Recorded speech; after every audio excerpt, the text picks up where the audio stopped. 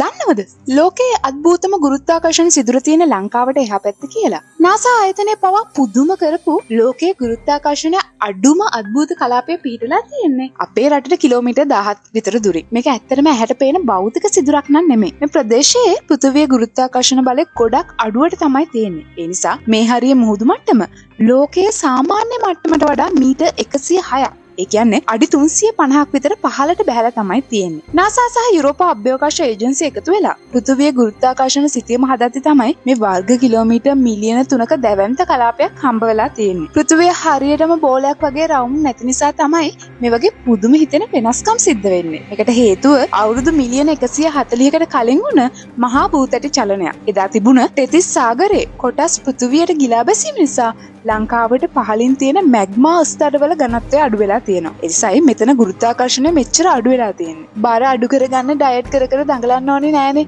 ලංකාවේ මෙතනට ආවනම් ඇති.